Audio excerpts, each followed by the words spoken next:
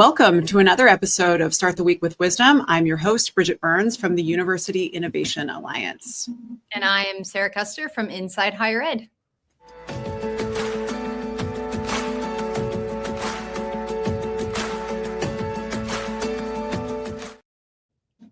Each week, we team up to have a conversation with a leader in the field that we think is uplifting and inspiring and helps us all navigate the complexity and challenges of today. So our hope is this is a short conversation that leaves you inspired and hopeful for the days ahead. That's why we call it Start the Week with Wisdom. The show Weekly Wisdom is sponsored by Mainstay, the student engagement and retention platform proven to work through peer-reviewed research. Check out the research and learn more at mainstay.com. It is also supported on the Innovating Together podcast by the Carnegie Corporation of New York, who we are always grateful for their generosity. And today we have a returning guest who needs no introduction. Jamie Merisotis is the president and CEO of Lumina Foundation. The last time Jamie was on our show, we explored his leadership journey and his insights. But today we're here to talk about something even bigger, the future. 2 weeks ago, Lumina announced a bold new goal. By 2040, 75% of U.S. working age adults will hold a college degree or workforce credential that leads to economic prosperity. And this is a major shift from the 60% goal set for 2025 previously by Lumina. And it comes at a time when higher ed is facing a reckoning, a rising skepticism about college and its value, changing workforce demands, the new complexity of AI, a new administration, questions about what credentials actually deliver value. So today we're going to unpack a lot about how this goal came to be, the data that drove it, and what needs to happen next to make it a reality. Jamie, welcome back to the show. Thank you very much. It's hard to believe I can be wise once, never mind more than once. So I'm looking forward to our conversation. Well, you really got to deliver this time. Lots of pressure. Yeah.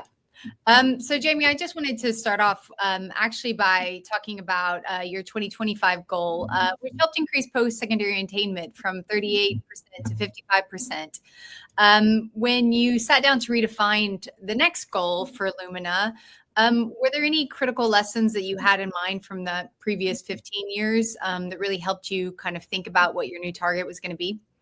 We spent a lot of time on this because I think it's important to understand what the journey's been, right? The delta that you talk about, 38% to 55%, is one of the biggest social change successes, I would argue, of the last 15 or 20 years. And we're proud to have played a small role as a catalyst in making that happen in terms of, people getting pay raises, people being able to get jobs in new fields, becoming better citizens, being better participants in their community because they got a degree, a certificate, or a certification. So I think all of that is really good. And what we learned from that is that talent is a driver. It's a driver of not only individual success, but societal well-being. And that was a sort of foundation for this work now in thinking about a 2040 goal, because what we learned from the 2025 goal is that it takes time to build momentum, right? The college attainment movement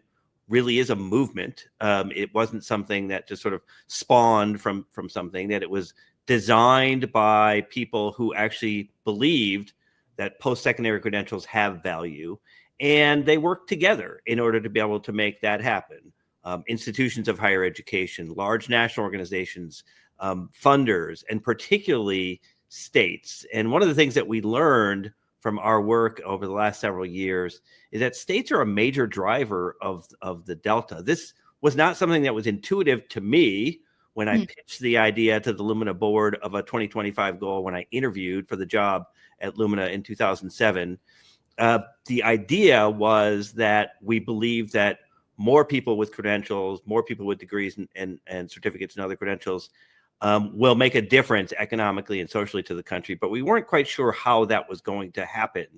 And what we realized with a few years of work is that states are major drivers because not only do they have the power of the purse, but they educate the most students, and therefore they have the greatest influence on the process. And so states set attainment goals. 49 of the 50 states set attainment goals in that post-2008 time period to the present. Only New York did not. And the net result, obviously, was that they learned a lot about how to both improve access, because access had been a long goal of higher ed, but was not really achieved before the attainment movement, and to continue to focus on access while they focused on attainment, and attainment being the completion of the credentials so that people can be successful and working in life. So, but states were a major part of that, and states will continue to be a major part of what we're going forward.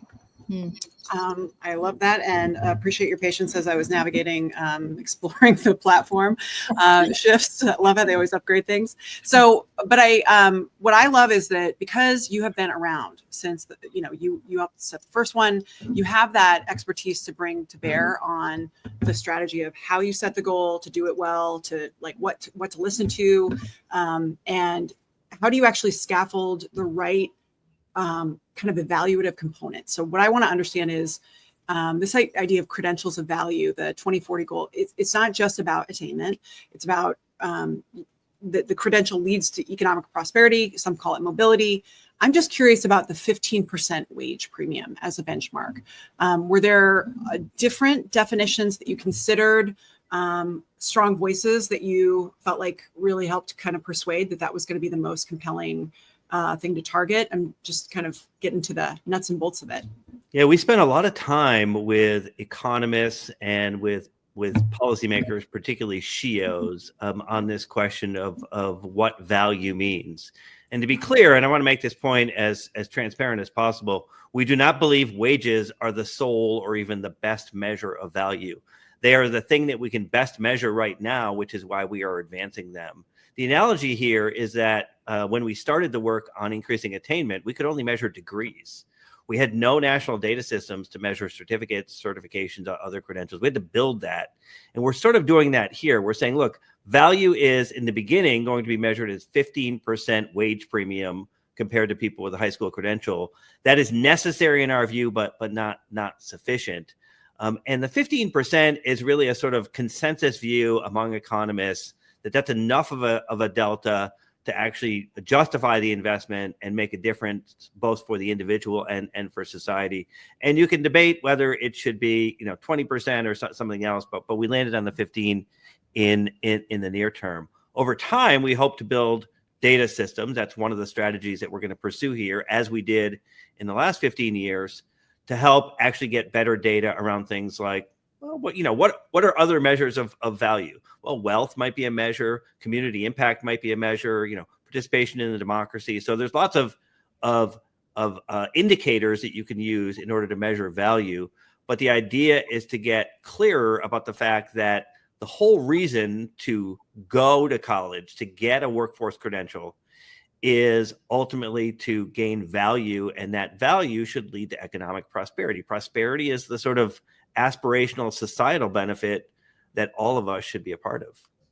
Sure. You said whenever you were on the 2025 goals that you were surprised to see the influence that states had in helping get to that 55%. I'm wondering, when you're looking at the 2040 goals and you're looking at trying to connect that bridge or make that bridge between education and the workforce, I'm wondering if there's like a specific solution or a direction that you're hoping to go towards, or what specific area of that gap you're hoping to focus on to hopefully connect that a little bit. Because I think that's been part of the problem with a lot of the graduate success that we're seeing, whether it's based on wage or however we want to measure it, is making that connection between finishing an education and then finding success in the workforce. The important thing, I think, is that the credentials should have both near-term and longer-term value. And I think that's one of the questions, right? So you need the shorter-term skills, if we can use that as a sort of a simple term, so that you can do work that is available now, given the current labor market. But if the goal is ultimately about 75% of the U.S. labor market having these credentials of value, we've got to be clear that the labor market is changing as we speak, right? That the nature of work is changing. All this future of work conversation that we've been a part of for more than a decade is real. AI, it really is starting to impact how people work and what they do and who does what, which means the enduring skills, critical thinking, problem solving, interpersonal human communication, And things that people historically have called more innate values that we disagree that they're innate, we think they are things that you can develop, like your ability to be ethical, your ability to be caring, and other things. Those things long-term are going to be very, very important. So it's the near-term, more specific job skills that are required, but having those more generalizable, longer-term, durable skills, as some people call them, I think ultimately are going to be incredibly important. And so these credentials should demonstrate both of those things, in my view, which is why I think wages are a necessary but not sufficient indicator of how you're going to do. You should be able to get out in the labor market and be able to get that 15% delta, at the jump, as they say. But long term, you will need to continue to develop your skills because the nature of work is changing. And that means both your shorter term skills, your nearer term skills, and those longer term human skills that are going to be so important to us as human workers. I mean, it's like the whole balancing the status quo and the future. I mean, knowing how long it takes, I work with universities, but I mean, we're talking about institutions that take a really long time to set a curriculum, to set a strategy, to try and, I mean, it's often been a struggle for them to connect with workforce. It's really, there's a lot of complexity, I think, for balancing that. So I appreciate the nuance that you definitely took in and have put into setting the goal. I think that some of the stuff that we've always struggled with, we're going to continue to struggle with. And it's a matter of how you actually can start moving systems at a bigger level. Yeah, I think that's right. And one of the realities we've got to face is that one of the reasons why, even if there wasn't a time limited 2025 goal that we had developed, we'd be talking about this anyway, because fundamentally the nature of the industry and the demand for talent has changed, right? The industry has changed because, well, we all know the data, right? Confidence in higher education has declined dramatically just in the last 5 years, right? A 20 percentage point decline in confidence. The rising costs are a big reason for that, but so are near-term job skills, to the point of our conversation we just had. And so are these questions about what higher education does, what it contributes to us as individuals and to us as a society. So the system's got to change and got to be responsive to those things in a different way. In 2008, frankly, I wasn't thinking about the questions of, are people going to think getting a degree or a certificate or other credential is worth it? But today they are. And that is something that the industry ignores at its own peril, in my opinion. The industry of post-secondary learning ignores at its own peril, in my opinion. I just want to add the finer point here and ask the very clear question that I think my colleagues need to hear, which is higher ed has long been focused solely on degrees. There's been a lot of narrative and talk about mobility, all of that, but reality is that we're not seeing it actually implemented on the ground by institutions. We're still struggling with, there's not like one measure that is being used by everyone or hasn't been kind of embedded. I'm just curious about what you think needs to happen to get colleges to fully embrace this idea that credentials need to have a tangible economic return in a way that they actually change what they do, that they don't just... I mean, my conversations with college presidents increasingly are about accepting that reality, right? It may not be the reality that they trained for, that they came up through the system for, but for many college presidents, that reality is clear because their legislators are telling them this. They're hearing this message very clearly at the federal level, or even from private funders like Lumina Foundation. So I think many are grasping that. I don't think that is as much of a challenge as is the question, what do we do? How do we actually make that happen? And here I think it is it's why hopefully we can provide some support with lots of others to help them think about that. This question, for example, let's just zero in on the sort of elephant in the room, which is high costs, right? Affordability is a long-term issue that we've tried to address through various strategies over the last 30 years, increasing student financial aid, finding ways to improve productivity in the system. All of these things have been a part of the enterprise, but fundamentally, prices have continued to outpace inflation, wages, and other measures over a very long-term time period. Many people have argued that it's still worth it because what you earn and the other benefits that you get from higher education continue to exceed those costs. But it's pretty clear that that argument has declining value for an awful lot of people, even if it is true. So the question of affordability has to be, what are we going to do to literally make our education more affordable for our students? Not, how do we show them that they're wrong, that it's not affordable? It's got to be, how do we actually make it more affordable? And that gets at questions about fundamental redesign, things that you've worked on, Bridget, right? Fundamental redesign of the university, of the institution, so that you can literally deliver more value, find ways in which people are getting into the labor market where they add near-term and long-term value, but also protecting the role of higher education as a source of innovation, research, the ability to actually influence the way work changes comes in part by what colleges and universities do. And so, making that a clear part of the argument, if you will, for why this is increasingly important to society is going to be terribly important. I don't think we should mansplain college affordability to America. That's not a good idea. I think we should actually do a better job of explaining how we are making it more affordable, because I think ultimately that's what the public, policymakers, employers really expect. Yeah. But can I just jump in so this makes me think about Purdue and their decision. So when the UIA first launched, one of our goals was to hold down our costs. And what I found interesting is, one, it was really hard for me to measure that over time. Like I could measure how our tuition increases, and I tried to try and index against certain other institutions, but I was like kind of making it up. But how little people cared when I was trying to report on our data. Like nobody was like asking for that. And I find myself frequently being like, hey, here's a goal we've accomplished. And they're kind of like, yeah, we get it. But Purdue actually held their tuition flat for 10 years.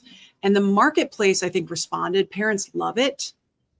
But there has not been enough unpacking of what they learned in order to do that, and how you actually set up systems to reinforce it, because they didn't win awards for that. There are awards out there. There are rankings out there, right? And yet that's the thing you're talking about in terms of, I think that there is an economic return on that end, but literally holding their tuition flat. And obviously the systems have not responded as well as they think they could to what they did. Yeah. I mean, I think, look, at Purdue, there are lots of good examples of institutions now that have delivered more value. Purdue's one strategy. The Georgia State examples are another strategy. The Southern New Hampshire, Arizona State, you've got lots and lots of these examples. The challenge is to turn these into broader strategies. And the broader strategies, I think, is still challenging for a lot of the sector. Part of that is that it is, and this is one of the strengths of American higher education, it's a competitive industry. And so finding out where you stand out in the marketplace is actually valuable for a Purdue. One of the reasons why holding tuition for such a long period of time constant worked for Purdue is that it was fairly unique. It helped for them to from a marketing perspective, and that marketing paid off in getting more, and in some cases better qualified students who wanted to go to an institution that was willing to take that kind of risk. How do we measure that is the point in terms of the long-term impact and value on that institution, in this case Purdue, but long-term on the sector itself. I wanted to pick up your point about how it sounded like you're really kind of trying to reflect society a little bit in these goals in terms of public skepticism in higher education. And I know that Lumina's done your own surveys and data showing that that is very much the case. How much of that kind of combating that, or not mansplaining, but maybe explaining the value of higher education to the public, how much of that was kind of in the back of your mind, in addition to obviously institutions first and foremost being the audience for this goal, then policymakers at the state and federal level? How much of it, though, was about maybe trying to mend some of that skepticism that the public has about the value of higher education or even high value credentials? Yeah, I think it's a complex story. The short answer is, yeah, some of that is embedded in what we've tried to do here, but it's a complex story. It's worth underscoring that at the same time that people say their confidence in higher education is declining, that's very clear, and that's very dramatic decline in a short period of time.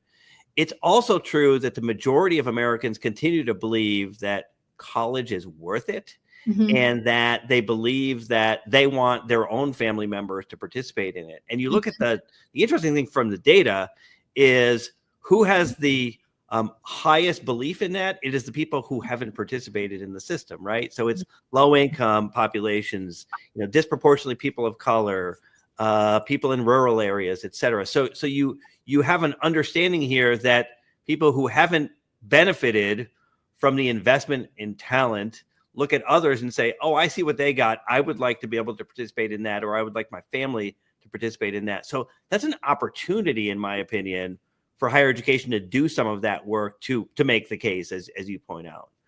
But my point simply is that making the case isn't a sufficient part of the strategy, that the institutions, the systems themselves literally have to be transformed. And part of what we're thinking about at Lumina, and this is very early days on this, is what does this redesign look like, right? So what do we mean when we say make it more affordable, or improve financial aid, or change the business model? Or, there's lots of things that have been a sort of in the water supply for a number of years, but they've been very sort of conceptual.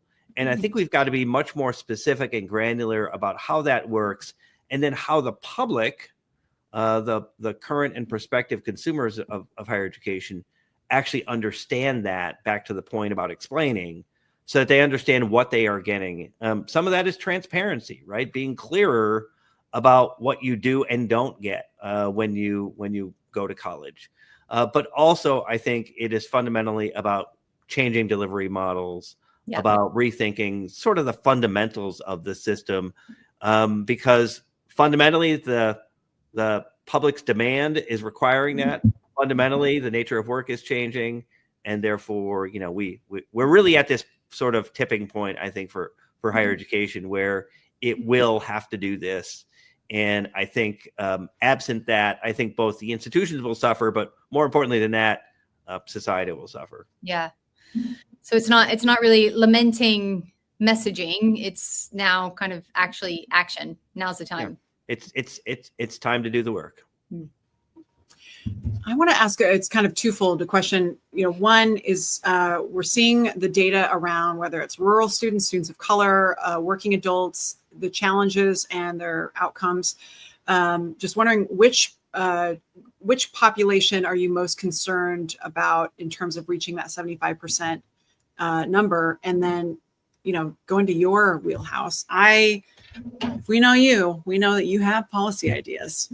And I am just wondering if there's one policy idea that for you, you see as necessary to the achievement of this goal.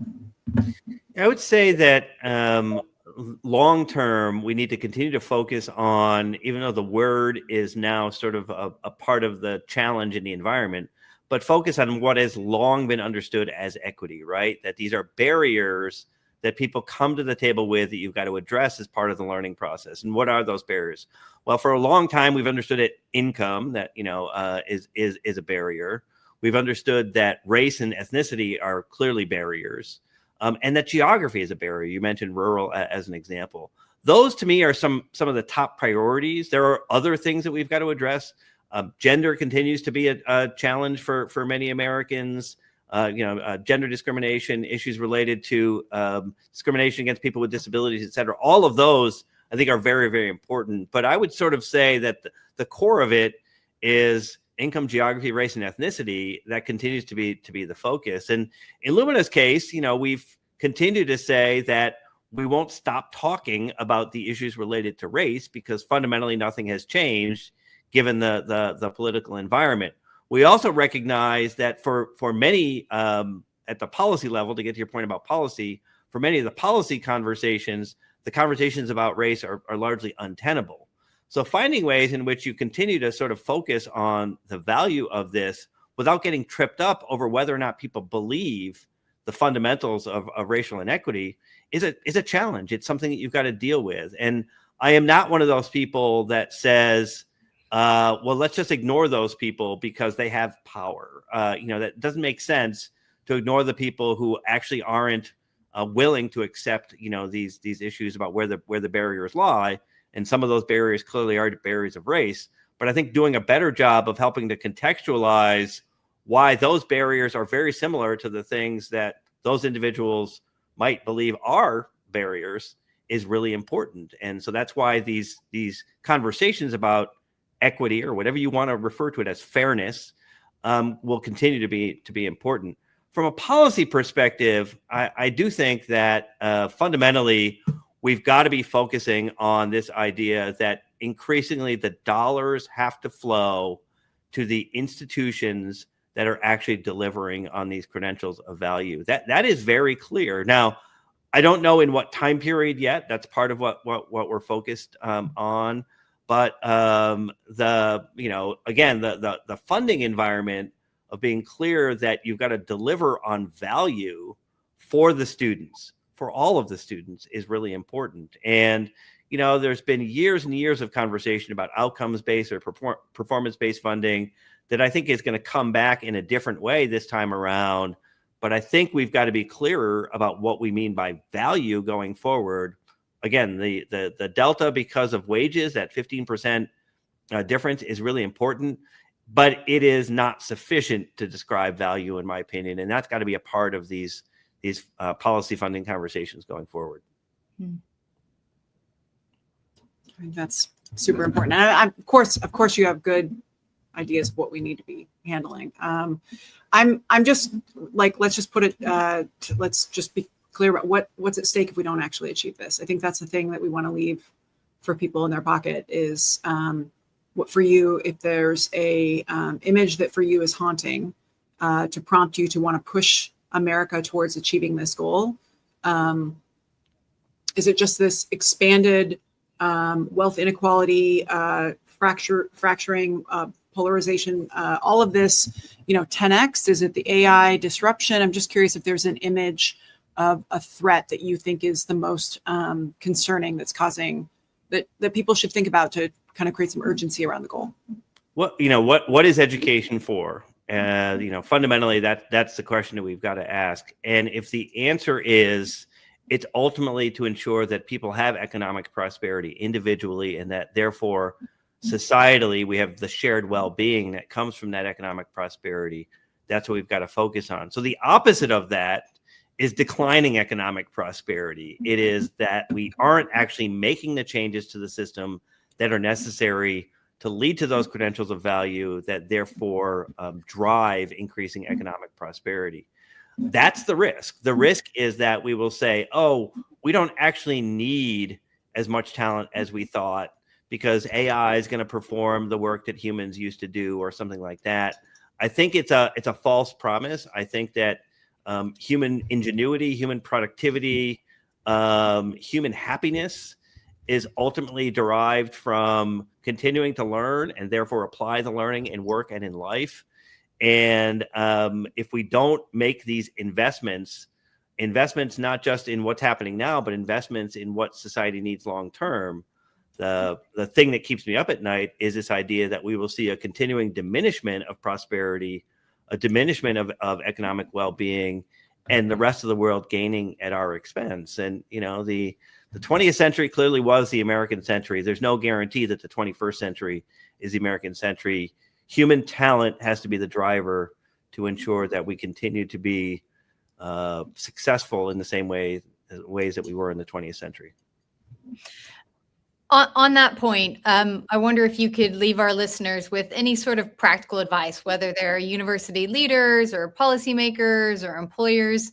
What's one thing that you would want them to walk away and go out and start doing now in order to advance towards this goal? I love this question and I get it a lot when I'm out speaking, because my answer is always the same, which is participate in the change. Do not assume that someone else is doing the work and that you will either agree with it or benefit from it. You've got to participate in the change. This is an all hands on deck moment, in my opinion. And it's going to require not just public policymakers, not just business leaders, not just, college and university leaders, not just students or consumers themselves, but everyone understanding that the development and deployment of human talent requires our collective effort. It is not a static process. We've all got to participate in it. So if you're an individual, think about what your learning goals are and how you're going to get there. If you're an employer, think about what your employees need now and tomorrow. If you're a policymaker, think about what society's goals should be in terms of economic and social well-being. Everyone should be focused on this idea of increasing human talent, because it is ultimately why we focus on education, because it is the biggest contributor to economic prosperity.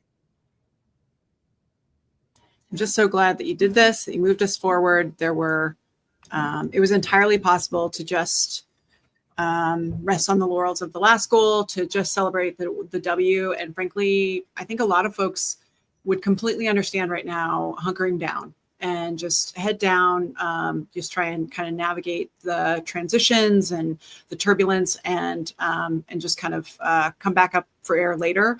I like that you brought Lumina to kind of lead and step forward to show others that this is the kind of stuff we need to be thinking about, talking about. These are the kind of changes that we need to be prioritizing. And I think what's interesting is the role that you play with the other funders. I think that this is not happening in a vacuum necessarily, that I think it will likely influence where they go. I'm already seeing, new strategies unveiled from multiple other funders. And so I know that you show up in the same places, but I think that the leadership that Lumina is bringing to the table is critically important. And I'm just glad that you didn't just take the W. Well, thank you. I've said since I got here that being a funder is good. Being a leadership organization is better. Ultimately, at the end of the day, when you've got resources and expertise, you need to be a leadership organization. And for me, that's what Lumina Foundation is and must continue to be. Well, you're doing it. So this has been an incredibly insightful conversation. We've covered so much ground, from the key data points that shaped the new goal to the policies and mindset shifts that need to happen in higher ed. I love that you framed the urgency around increasing credentials, but making sure that institutions are actually going to lead in economic mobility.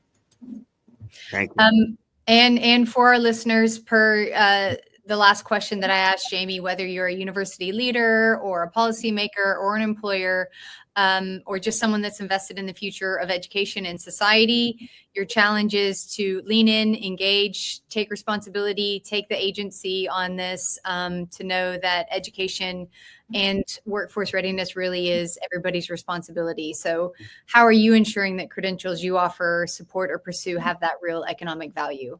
And if you want to learn more, obviously, about Lumina's strategy and how you can be a part of this, you can head over to Lumina's website for their full strategy. And as always, if you found this conversation valuable, share it with your colleagues, subscribe to the Innovating Together podcast. Let us know what you think. Jamie, thanks again for being here. It's always such a pleasure. We love what you're doing, and we're excited to be able to elevate it. And Sara, as always, thanks for being an excellent co-host. My pleasure. Well done, Jamie. Well done. Time. Thank you. We'll see you.